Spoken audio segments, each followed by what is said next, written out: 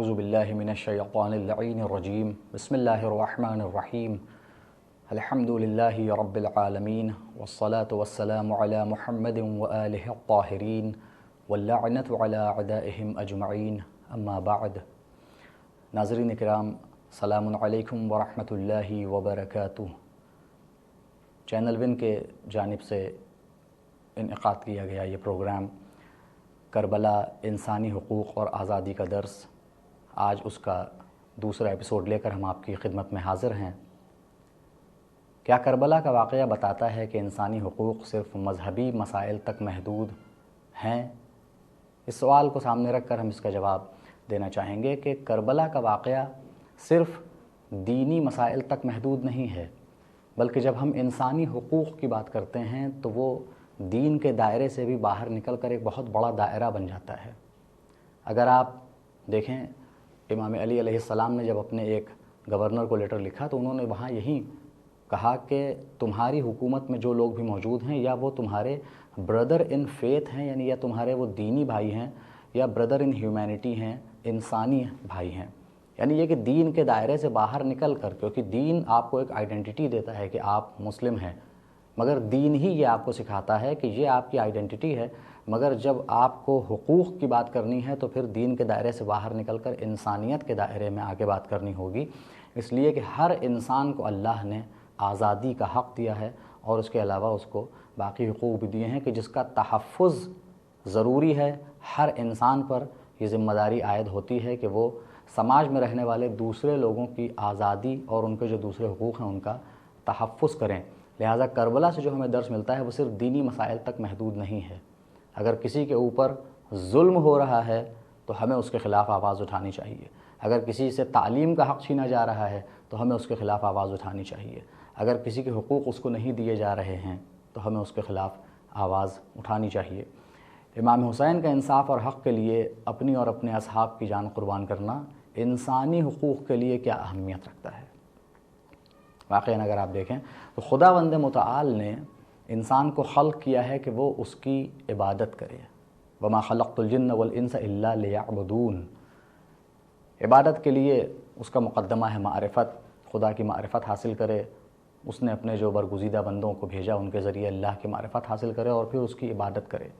لیکن اس عبادت یعنی اللہ کی اطاعت صبح سے لے کر شام تک جو ہمارا خدا ہم سے چاہتا ہے، جو ہمارا کریٹر ہمارا ایشور ہم سے چاہتا ہے، ہم ان کام کو انجام دیں۔ لیکن کبھی ایسا بھی ہوتا ہے کہ سوسائٹی کو لیڈ کرنے والے، یعنی جو ہمارے لیڈرز ہیں یا پھر جو نظام چل رہا ہے سوسائٹی میں، وہ ہمیں اس کام کو انجام دینے میں یعنی اپنے کریٹر کی بات کو ماننے میں اڑچن بنتا ہے، آبسٹرکشن بنتا ہے۔ ایسے موقع پر اگر ہم دیکھیں تو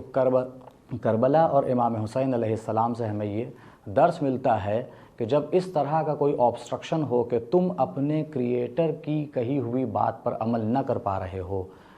یا جو مورل ویلیوز ہیں، مورل گراؤنڈز پہ اگر آپ عمل نہ کر پا رہے ہوں تو پھر اس کے خلاف آواز اٹھانا ضروری ہے۔ امام حسین علیہ السلام نے، جو اس سے پہلے بھی عرض ہوا، کہ اس ظلم کے خلاف جب انہوں نے آواز اٹھائی تو صرف نہ یہ کہ اپنی قربانی دی بلکہ اپنے ساتھ ساتھ اپنے گھر والوں کی اور اپنے فیتھفل کمپینینز کو بھی ساتھ میں لے کے گیا، اور انہوں نے بھی امام حسین پر اپنی جان کو قربان کیا۔ یہ کیوں ہے؟ امام حسین علیہ السلام اکیلے خود کیوں نہیں اس ظلم کے خلاف کھڑے ہوئے اور ان کے ساتھ لوگ کیوں گئے؟ یہ بتانے کے لیے کہ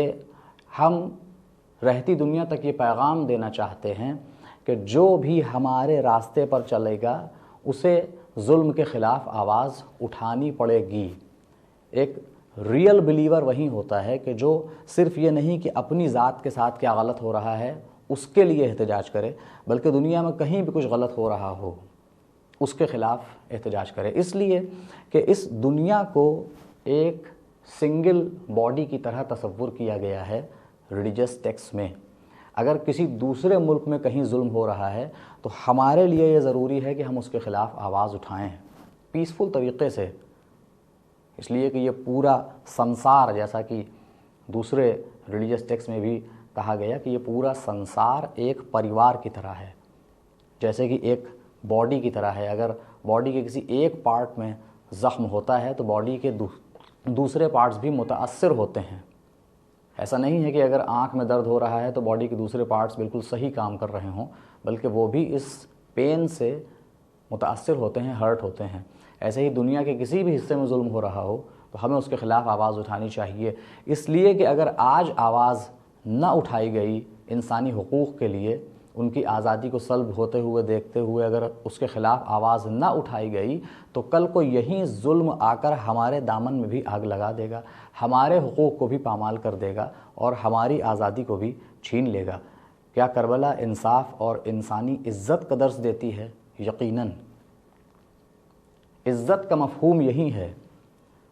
کہ انسان سے اس کی آزادی کو بھی کسی بھی صورت اگر سلب کر لیا جائے۔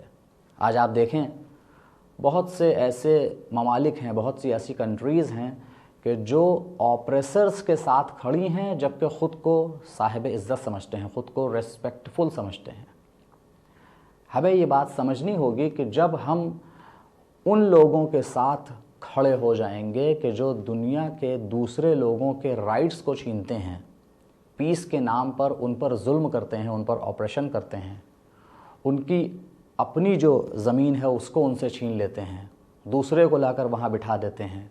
اور ایسے لوگوں کے ساتھ اگر ہم کھڑے ہیں تو ہم کبھی بھی اپنے آپ کو صاحب عزت نہیں کہہ سکتے۔ امام حسین علیہ السلام نے اور خود کربلا کے واقعے نے ہمیں یہی درس دیا کہ جب تک حقوق کے لیے نہیں کھڑے ہوگے، جب تک انسانی آزادی کے لیے نہیں کھڑے ہوگے تو تمہاری زندگی کتنی بھی سپرفیشلی الظاہر تمہاری زندگی کتنی بھی اچھی ہو، کیونکہ بہت زیادہ مال و دولت ہو جانا اس بات کی دلیل نہیں ہے کہ آپ صاحب عزت ہیں، کوئی مقام حاصل کر لینا اس بات کی دلیل نہیں ہے کہ آپ صاحب عزت ہیں، بلکہ حقیقی معنی میں صاحب عزت اور ریسپیکٹفل وہ ہے کہ جو مورل گراؤنڈز پر اپنی آواز کو بلند کرے۔ جب وہ دیکھے کہ دنیا میں کہیں کسی کا حق چھینا جا رہا ہے، if someone's right is being stolen, someone who raises his voice، وہ حقیقت میں صاحب عزت ہے۔ اس لیے کہ یہ تو دنیا 4 دن کی ہے، حقیقت میں کامیاب وہ ہے کہ جو نہ صرف اس دنیا میں بلکہ اس دنیا کے بعد بھی ریسپیکٹفل ہو، اور وہ وہی ہوگا کہ جس نے اس دنیا میں صحیح اور سیدھے راستے کو اپنایا اور جس ظلم کے خلاف آواز اٹھائی۔ کربلا کا پیغام آج کے دور کے انسانی حقوق کی جنگ لڑنے والوں کے لیے کیا سبق دیتا ہے؟ کربلا کا جو واقعہ ہے وہ ہمیں سبق یہی دیتا ہے جو اس سے پہلے بھی عرض ہوا کہ اول تو ہم اپنی ذات سے ہر قسم کے ظلم کو دور کریں۔ یہ بھی ایک امپورٹنٹ پوائنٹ ہے کہ جو ہمارے ویورز کو اپنے ذہن میں رکھنا چاہیے کہ اگر ہم واقعاً چاہتے ہیں کہ ہم ظلم کے خلاف آواز اٹھائیں اور ظالم کی آنکھوں میں آنکھ ڈال کر اس سے بات کریں تو پہلے ہمیں اپنی ذات سے ظلم کو دور کرنا ہوگا، یعنی یہ کہ ہم اپنے آپ کو گناہوں سے دور کریں، اپنے اندر اپنے پیٹ کو حلال حرام غذا سے دور رکھیں، اپنے تمام اعضاء کو حرام کاموں سے دور رکھیں۔ یہ ہمیں وہ ہمت دے گا کہ ہم ظلم کے خلاف اپنی آواز کو بلند کر سکیں۔ کربلا کا واقعہ ہمیں یہی پیغام دیتا ہے کہ ہم ظالم کے خلاف اپنی آواز کو بلند کریں، مگر اس کی ابتدا یہاں سے ہوتی ہے کہ پہلے ہم اپنی ذات سے ہر قسم کے ظلم کو دور کریں۔ آج کے اس ایپیسوڈ میں اسی پیغام کے ساتھ ہم اپنی بات کو ختم کرتے ہیں۔ والسلام علیکم ورحمۃ اللہ وبرکاتہ۔